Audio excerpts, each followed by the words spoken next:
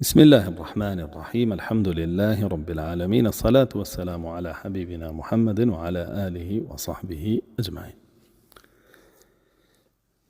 چوارم بنەما لە بنامەکانی خۆپاراستنی و دەربازبوون لە فیتنەکان بریتیە لە پەلە نەکردن. بەڕاستی ئەمڕۆ خەڵکی زۆر پەلاکە، لە هەموو بابەتێکە پەلاکە، لە هەموو بوارێکە پەلاکە، بە تایبەت لە بڕیاردان لەسەر خەڵکی و لە بڕیاردان لەسەر پێشهاتەکان.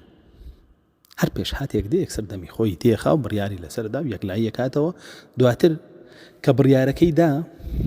پێی عەیبە ئەگەر غەڵەت بێ لی پەشیمان بێتەوە، ئەڕوا بە دوای قسە و قسەڵۆک و بە دوای وتەی شازی هەندێک لە زانایانی شاگەڕێ و دەسەکە بە تەویلکردنی ئاەتەکان و حەدیثەکان تەنها بۆ سەرخستنی ڕاکەی خۆی. وەڵاهی عەیبە کە غەڵەت بووی، بڵێ غەڵەت بووم پەشیمان بەرەوە. بۆچی پەلەت کرد؟ پەلە مەکە، هیچ نەبێ چەند نوێژێکی استیخارە بکە، بە تایبەت ئەگەر بانگخوازێکیت و ئیمامێکیت. یعنی بەڕاستی ئەبینین ئیمامی بوخاری بۆ هەر حەدیثێک کە لە ساحیحەکەیە دایناوە 2 ڕەکعات نوێژی استیخاری کردووە. ئەبینین ئیمامی موزەنی پێش ئەو تەلەبەی ئیمامی شافعیە فەرمێ مختصەری موزەنی کە دامناوە بۆ هەر فەصلێکی استیخارەم کردووە کە 30,000 فەصلە. معقول نییە تۆ بۆ گەورەترین پێشهات و ڕووداوی ناو ئەم ئومەتە استیخارە نەکەی. استیخارە هیچ نەبێ هەڵوێستەیەکت پێدا کە بزانی قسەکەت دقیقە یاخودنا، بزانی قسەکەت بۆ ڕەزامەندی ئەڵڵا سوبحانە وتەعالا یاخودنا. ئەی استیخارەکە بۆ چییە؟ بۆ پەلە نەکردنە. تۆ بۆ پەلاکەی بڕیار لەسەر کەسەکانت دەیت و پێشهاتەکانیش حکمی خۆتی تیا ڕاگەیەنی و دواتریش بۆی بیسەلمێنی کە تۆ ڕاستی بە دوای بەڵگە و بە دوای سەرپارچەیە گەڕێ هەتاوەکو بیر و ڕاکەی خۆت ساخکەیتەوە لەسەر خەڵکی و بیکەی بە ماڵ و بیکەی بە حەق و ڕەواجی پێ بدەیت. بەڕاستی ئەم کردارە یعنی کردداری شەیطانە. شەیطان کاتێک کە هەڵەکەی کرد کە بڕیارە هەڵەکەیدا، یەکسەر ڕاستەوخۆ هەستا پاساوی بەتاڵ و بڕوبیانوی هێنایەوە بۆ هەڵەکەی و بۆ کوفرەکەی. وێ بێگەداری خۆت بی لەم سەردەمی فیتنانەیە پەلەنەکەی لە قسەکردنە بە هیچ شێوەیە. کوردەواری خۆمان هەڵێ شەیطان پەلەی کرد، چاوی خۆی کوێر کرد. چاوی خۆی بەچی کوێر کرد؟ بە پەلەکردن. بۆیە بەڕاستی پەلەکردن لە شەیطانی شەوەیە. رسول الله صلى الله عليه وسلم لفرموديك صحيحة فرمي العجلة من الشيطان والأناة من الله. فرمي براسي پەلەکردن لە شەیطانەوەیە، پەلەکردن لە شەیطانەوەیە. بە تایبەت ئەگەر بێت و پەلەکردنەکە لە بوارەکانی دین هەبێت، لە بڕیارەکانی دین هەبێت، هەر زۆر خەتەرە. کە بڕیار و بوارەکانی دین هەر هەمووی پەیوەستە بە خوێن و ماڵ و ناموسی خەڵکیەوە. کاتێک کە تۆ لەم دینایە قسەکەی ئەحکام ڕوونەکەیتەوە بۆ خەڵک، قسە لە خوێن و ماڵ و ناموسی خەڵکیەکەی. بە تایبەت لەم سەردەمی آخر زمانەیە کە رسول الله صلى الله عليه وسلم هۆشداریدا و فەرموویەتی بەڕاستی فیتنەکانی آخر زمان زوبان زیاتر خەڵک ئەکوژێ لە چەک. چەندین کەس زوبانی خستە ناوم فیتنانەوە، فتوای کوشتنی دا خەڵک چوو کوشتی، بەڕەتڵ کوشتی. ئێوە فتواکەی ئەو بوو لەشکرێکی هاندا بۆ کوشتنی کەسانێکی تر، بۆ لە ناوبردنی لەشکرانێکی تر. بیری نەکردەوە من ئەم فتوایەم دەرەنجامەکەی چییە؟ وێ بەڕاستی پەلەکردن لە بابەتی فیتنەیە و کاتێک کە فیتنە ڕوئەدا، یەکێکە لە علامەتەکانی منافقینیش إذا جاءهم أمر من الأمن أو الخوف أذاعوا به. الله سبحانه وتعالى باسیانەکە فەرمێ کاتێک کە منافقین هەر پێش هاتێگە هاتە پێشەوە ڕاستەوە خۆ یەکسەر ئەیان کرد بە هەراو بە حەماسەوە قسەیان تیا کرد و خەڵکیان هانەدا بۆ ڕۆچوون بەناو بابەتەکەیە بۆ شێوەی کە خۆیان نەیخوازن یاخود حیزب و جەماعەت و گروپەکەیان نەیخوازێ. بۆیە پەلە مەکە لە بڕیاردان لەسەر خەڵکی و لە بڕیاردان لەسەر پێشهاتەکان. بچۆرەوە بە بابەتەکە بە جوانی دیراسەی کە، دواتر سەیری بەڵگەکانی بکە، دواتر سەیری قسەی زانایانی پێشووینی ئیسلام بکە، قسەی سەحابە، تابعین، تابعی تابعیەکان لە دواوی کە بەڵگەکانە لە قورئان و سوننەت دەرکرد. ئەو ساکە بابەتەکان بە پێوەری شەرع بە پێوە بڕیار بدە. الله سبحانه وتعالى القرآن فرمي أيها الذين آمنوا إن جاءكم فاسق بنبأ فتبينوا ئەی ئەوانەی ئیمانتان هێناوە ئەگەر کەسێکی فاسق یعنی کەسێک کە تاوانبارە هەواڵێکی بۆ هێنان ئێوە یەکسەر بڕیار مەدەن بە دووەداچوون بکەن فتثبتوا علماء فەرمون فتبينوا يعني فتثبتوا بڕۆن بە دوای هەواڵەکە یەکەم بزانن هەواڵەکە ڕاستە دووەم بزانن ئەم کابرایە مبەڕیرێکی هەبووە پاڵنەرێکی هەبووە زۆری لێ نەکراوە لە ژێر زەختانە بووە سێم بزانن قسەکەی بزات ئەو مەبەستەی هەیە کە هەڵەیە کە خراپە یاخودنا ئەو ساکە بڕۆ ڕوبەڕووی بەرەوە بەچیش ڕوبەڕوویە بیتەوە بە پێی شەرع یەکەمین شت کایکەی چییە نەسیحەتە نەک فەضەحکردنی دووەمین شت چییە دوعای خێربۆکردنیەتی کە وەریگرێ نەسیحەتەکە لێت چونکە تۆ لەبەر ئەڵڵا نەسیحەتیەکەی سێمین شتیش سەترە ئەگەر هاتوو کردی بە عادەت و هەوڵیدا کۆمەڵگا بشڵەقێنێ وەختە فەضحیکە کێشەمان نییە بەڵام یانی تۆ بۆچی لەسەر بچووکترین شت یەکسەر هەڵانەیتەوە و هاشوهوشێک دەست پێەکەیت و خەڵک دەفعەکەیت و خوازانی یعنی ئەمە کام خەڵکە دەفعەکەی بە قسەی تۆ دەسەکا بە جوێندان و سوکایەتی کردن بە پۆستی تۆ دەسەکا بە جوێندان و سوکایەتی کردن بۆ قیامەتە لەسەر ناکەوێت یەقینەن تاوانی هەر هەمویان لەسەر تۆیە والذی تەوەلا کیبڕەه منهم له عذاب ئەلیم بێگومانەوەی کە یەکەم کەس گومڕاییەکەی بڵاو کردەوە یەکەم کەس هەواڵەکەی بڵاو کردەوە کە درۆ بوو کە چاواشەکاری بوو کە ساختەچێتی بوو کە لە بەرژەوەندی خۆی و گروپەکەی بوو ئەوە تاوانی ئەوانی تریش هەمووی هەڵەگرێ تحسبونه هينا وهو عند الله عظيم وكم يزان لله الله سبحانه وتعالى زور قرص وقرانه بەڕاستی پەلە مەکەن لە بابەتەکانە یعنی تۆ بۆچی الله سبحانه وتعالى دوو چاوی پێداوی حقیقەتەکانی پێبینی بۆچی گوێت بەکارهێنی بڕۆ چاوت بەکاربێنە پێتەڵێ فڵانە کەس ئاوایە تۆ بۆ یەکسەر باوەڕی پێکەی بڕۆ بە چاوی خۆت ببینە بزانە وایە ئەگەر وابوو نەسیحەتێکی بکە و دوعای خێری بۆ بکە و سەتریکە ئەگەری جوانە بوو وەڵڵاهی برا جارێکی تر لەگەڵ زەلامی وایە دامەنی شەو گوێ لە قسەی ئەو جۆرە کەسانە مەگرە چونکە بەڕاستی بەرەو گومڕایی دەبن بەرەو تیاچوونێ بن وات لێ یەکەن دەم درێژی بکەیتە سەر ناموسی خەڵکی وات لێ یەکەن کە تۆ بڕیاری هەڵە لەسەر خەڵکی دروست بدەیت دوایی کە کەشفی شت کرد پەشیمانە بیتەوە ويبيني الله سبحانه وتعالى فرمي أن تصيبوا قوما بجهالة فتصبحوا على ما فعلتم نادمين بيتشيوا بەهۆی باوەڕکردن بەو فاسیقەوە کە ئەمڕۆ بەڕاستی یعنی ئەوەی کە هاواڵ بڵاوەکاتەوە زۆر جار و وەمانشێتە نووسێ و لەو پەیجانە و لەو گروپانەیە کە ئەیبینی لە تۆڕە کۆمەڵایەتیەکانە نەک هەر فاسیق بەڵکو کافرە بەڵکو منافقە بەڵکو یەهودی مەذهبە نەسڕانی مەذهبە شتەکە بڵاوەکاتەوە تۆش دانیشی باوەڕی پێکەی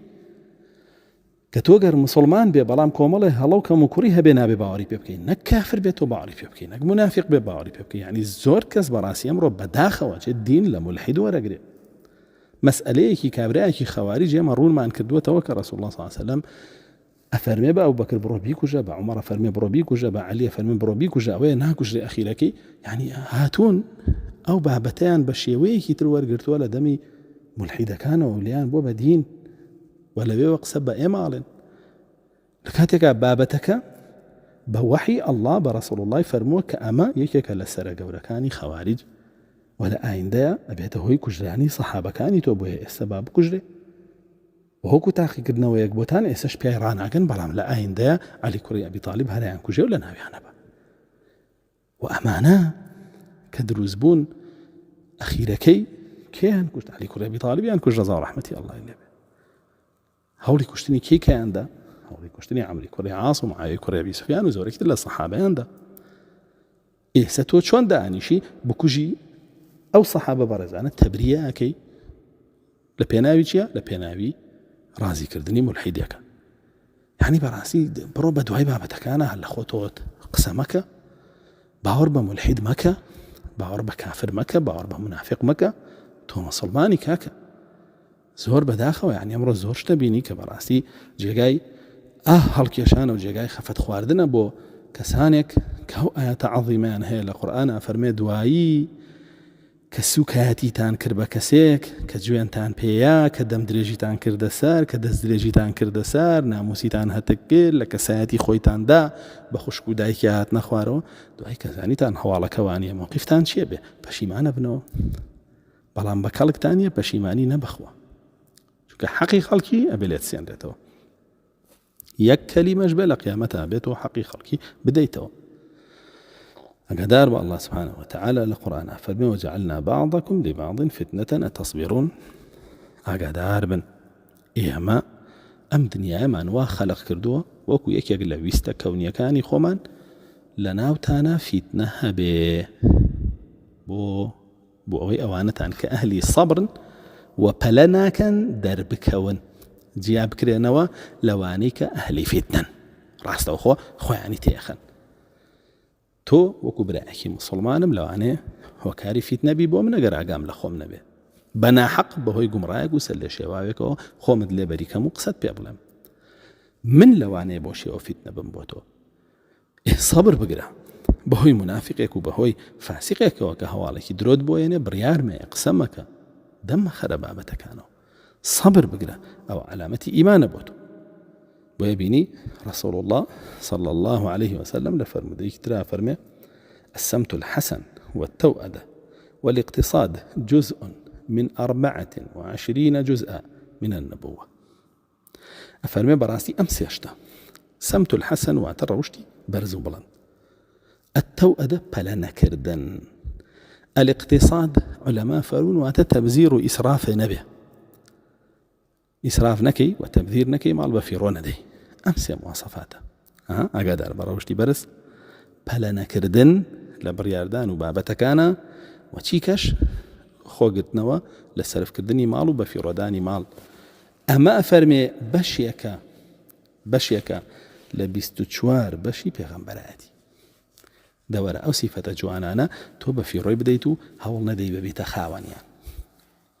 عكسكي تشيا عكسكي توانين بمفهوم مخالفة فرمودكيتر مفهوم مخالفة وربقرين بفرمودا صح كيتر كأفرمي عجل لشيطانه تو أدل رحمانه كواتا روشتي ناشرين وبلا كردن إسراف كردن للشيطانه بل إن المبذرين كانوا إخوان الشياطين إنه لا يحب المسرفين بل أوانا للشيطانه وهو زانا يعني جبا نشاني نفاقي دانين رسول الله صلى الله عليه وسلم لفرم كأفرمي خصلتان لا يجتمعان في منافق حسن السمت والفقه في الدين دو تايبت بندي هي لمنافقة كونا منه وشي روش جواني وتيجيشتن لدين تبقى لدينكات وروشتيش جوان كا بلمك لبرياردانا لسر خلقي دواتر بشي معنا بيتو وهم بو قيامة باجي قرصة دي لواجه تو بوستيك بكي لتوركو ملاتي كان تشهير بكسي بكي قسيكي بقوري رفتاريكي بقوري هەڵوێستێکی بگۆڕی بە شێوەیەک لێکی بیتەوە کە خەڵکی لێهان بی خەڵکی لێ تووڕەکەی کاکە لەواچێ ئەم شەخصە سبەینێ بۆ نمونە خێزانەکەی بباتە بەردەستێکێ لەوانەی کە دەفع بوون بۆ پۆستەی تۆ دکتۆر بێ ئەو خیانەتی لێ بکە کێشەی بۆ دروستکە لە خێزانەکەیە لەوە ئەچێ بۆ خۆی لەسەر جادە گەنجێک لەوانەی کە تۆ هانت داوە تووڕەت کردووە لی هەڵوێستەکەیت بۆ تەحریف کردووە ڕەفتارەکەیت بۆ تەحریف کردووە تاڕقی لێ بێ پەلا ماری با چەقۆیەکی لێبە فیشکی پێوەنە بیکوژێ خۆ لە گردنی تۆیە تۆ هانت داوە بۆ قیامەت وایە پەلە مەکە چاوەڕێکە زوو بڕیارمەیە ورد بەرەوە لە بابەتەکان دیراسە بکە ئەنجا بڕیار بدە هەر پێش هاتێک دێتە وڵاتەکەت تۆ بۆ دنیە قسەی تیا بکەی هەتاوەکو کۆمەڵێ مەرجت تیانە بێ و کۆمەڵێ بابەت نەزانی بۆیە گرنگە هەر کەسێک ویستی لەسەر هەر پێش هاتێک کە ڕوەکاتە ئەو مەملەکەتە یاخود ڕوەکاتە ئەو خەڵکە قسە بکە ئاگاداری کۆمەڵێک بابەت بێ ئەنجا ڕاوەی بکە ئەنجا ئەحکامی تیا ڕوون بکاتەوە ئەو بابەتانەش یەکەمیان بریتە لەوەی کە ئاگاداری ئەو دەقانە بێ کە لەبارەی ئەو بابەتەوە هاتووە کە لەبارەی ئەو جێگایەوە هاتووە لە قورئان و لە حەدیث و لە قسەی سەحابەکانە پاشانی ئاگاداری مێژووی ئەو ناوچەیە بێ بزانێ لە ڕابردووە ئەو ناوچەیە چی بووە و پێشهاتەکان چۆن بوونتیە و چی ڕووی داوە لەویایە و بزانێ لە ڕابردووە لە مێژووی قەدیمی ئەو جێگایە چه هێزێک هەبووە، سیراعیان لەسەر چی بووە، کاریگەرەکان لەسەر چی بووە، و تەماشا بکە بزانێ سیراعەکان زۆربەی بە بەرژەوەندی کێ بووە، بەرژەوەندی کێ نەبووە و کێ قوربانی بووە لەو مەنتیقەیە. دواتر تەماشای لایەنی جوگرافی مەنتیقەکەش بکە، ئایا ئەو جێگایە هەڵکەوتەکەی چۆنە و ئایا لە ڕووی استراتیجیەوە چ گرنگیەکی هەیە بۆ هێزەی کە دەسەڵاتی بەسەراگرێ و بۆ هێزی کۆنتڕۆڵیەکە و ئەو پێشهاتە بۆ هاتووەتە بیزەبت ئەو جێگایەوە بە چه هۆکارێک هاتووە. و دوای ئەویش خاڵی چوارەم ئاگاداری واقعی ئێستای ئەو جێگایە بێ کە لە ئێستایە چی ڕوو ئەدا و کەیتیانە و خەڵکەکەی چۆنە و بیرکردنەوەیان چۆنە، ئەو ساکە قسە بکە لەسەر بابەتەکان. بۆیە ئەگەر بێت و بەبێ ئەم پێوەرانە قسە بکە بەڕاستی قسەکانی بەتاڵە بێ و بەڕاستی پەلەی کردووە لە قسەکردنە و بەڕاستی پەلەکردنیش لە بڕیاردان و قسەکردن و شیکردن و ڕافەکردنی بابەتەکانە بێگومان ئەبێتە هۆیەوەی دەرەنجامێکی هەڵە بە خەڵکی بگەیەنی و گەیاندنی دەرەنجامی هەڵەش بە زەرەری خۆت کۆتایی دێ. وای لێ دێ جارێکی تر خەڵک باوەڕت پێ ناکە، گوێت بۆ ناگرێ ئەگەر بێت و نەبیتە مایە ئازار و ناڕەحەتی بۆ کەسانێکیش. ئەمڕۆ بەداخەوە خەڵکێکی زۆر هەر پێش هاتێک کە ڕوو ئەدا بەبێ هیچ خوێندنەوەیەک بەبێ هیچ دیراسەیەک ڕاستەوخۆ هەڵەسێ وتارێکی حەماسی و تۆنۆتیژ ئەدا لەسەر ئەو بابەتە لەسەر ئەو پێش هاتە بۆ تومەس کۆمەڵی خەڵک دەفعی کردووە یاخود کۆمەڵی وێنە و کۆمەڵی بابەتی دیوە ناتوانێت عاتیفە و هەست و سۆزی خۆی کۆنتڕۆڵ بکە بەبێ پەلەکردن بڕیارەکەی بدا ڕاستەوخۆ بە پەلە بڕیارەکەیەتە. یاخود دەبینێ خەڵکێکی زۆر مەشغوڵی ئەو بابەتەیە و بە گرنگی ئەزانن ئەڵێ با من پێش هەموو کەسێ بکەوم ڕاستەوخۆ یەکەم کەس بم قسە لە بابەتەکەیا بکەم بۆ ئەوەی سەرنجی هەموو خەڵکەکە بۆ سەر من بێ و ناوبانگ بەدەست بێنم پێی کە بەڕاستی ئەمە لە هەمووی خراپترە چونکە ڕیایی تێکەوێ نیفاقی تێکەوێ و ئەوەش هەرگیز بەرەو فەلاح و سەلاح نابە لە هیچ بابەتێکە. وەبینی حەسەنی بەسری ڕەحمەتی ئەڵڵای لێبێ لە وتەیەکی شیرینی ئەفەرمێ إذا أقبلت الفتنة عرفها كل عالم وإذا أدبرت عرفها كل جاهل. فرمي كاتك كفيتنا دي همو زانه يا زانه بلام كاتك كفيتنا أروا أنجا جاهلو نفامو نزانه كان دركي بيكن. إمام بخاري دو دير شعري بابلين امرؤ القيس هياني لصحيح حكاية لكتاب الفتنة إكاتا بابلين بيشكي بابكا كاتب بيشكي بابكا كأو دو ديرا شعره يعني زور جوانا كباسي فتناك فرمي فتنك دي وكو چی دي وكو آفرتكي گنج دي فرمي همو كسي حزي بناوياتي همو كسيك حزي بيه بكي تناويه همو كسيك حزكا بلين ببینێ چێژی لێ ببینێ بەرەو ڕووی بڕوا قسەی تیا بکە. فەرمێ بەڵام کاتێک کە فیتنەکە تەواوە بێ و ئاسەوارەکەی دەرەکەوێ لە ناو خەڵکیە بۆ نمونە گرتنی فڵان و کوشتنی فڵان و با بڵێن تەواوبوونی زۆرێک لە با بڵێن خەڵکی و مناڵ و پیر و پەککەوتە و نەمانی خواردن و پێداویستی ئەو بابەتانە و کاولبوونی بینا و خان و وڵات و شار و دێوانە ئەنجایترە وەختە خەڵکی وەکو پیرێژنێکی شڕۆڵ سەیری ئەکا و پەشیمانە بێتەوە لەوەی کە با بڵێن بەڕۆڕووی ئەو فیتنەیە ڕۆشتووە. دێرە شارەکانی مامی بوخاری گێڕاوێتەوە فەرمێ باب الفتنة التي تموج كموج البحر انجا فرمي قال ابن عيينة لو بابا بومان باسكا كفيدنا كانوا غشبولا كان دريادين فرمي سفيان كوري عيينة فرميتي عن خلف بن حوشب كانوا يستحبون أن يتمثلوا بهذه الأبيات عند الفتن. قال امرؤ القيس فرمي صحابة كان رسول الله صلى الله عليه وسلم لكاتي فتنة أم شعراني امرؤ القيس يان بيبو كبي كان ببند بوخوانو ولي راب منه سودي ليبينا الحرب أول ما تكون فتية تسعى بزينتها لكل جهول. فرين براسي حرب كده فتنة كده زۆر جوان دەرەکەی وەکو فەتیەیەک، یعنی کچۆڵەیەکی گەنجی جوانی تازە باڵغ بوو. ئەڵێ تر هەرچی جەهولە سەرسامە بێ پێی، تسعى بزينتها لكل جهول، هرچی جاهل نفام نزان ليه عليه حزبيتي حتى إذا اشتعلت وشب ضرامها ولت عجوزا غير ذات حليل. تا حربك الطواب بيوك وتعيديتو دعي وكو بيريجنيك دارك يكتشا جنز جوانا كنامنه. شمطاء ينكر لونها وتغيرت مكروهة للشم والتقبيل. فرمي يتروكو بيريجنيكي شمطائي ليه؟ شمطاء يعني بابلين يترشرشولوج بوا قجسبي بوا تشاو كاني دا كوتون بيستي دا كوتون ناشرين بوا همو كس حزك علي دور كيوتو ليراك كس حزناك بوني شيبكا دلو بيش سرتاك هاتبو هموي هاواريا كرتيا هموي ايقيجا انتيا. ويا حذيفة فرمي لنا فتنة سيكس دسي باڵایان هەیە ئەوروژێن. یەکەمیان کێڵێ خەتیبێکی حەماسی، دووەمیان کەسێکی بەهێز کە دائمە چەکەکەی لە شانی یادی، سێمیان کار بەدەستێکی نەفام و نەزان. خۆتان پارێزن لەو بابەت پەلە مەکەن. والحمد لله رب العالمين.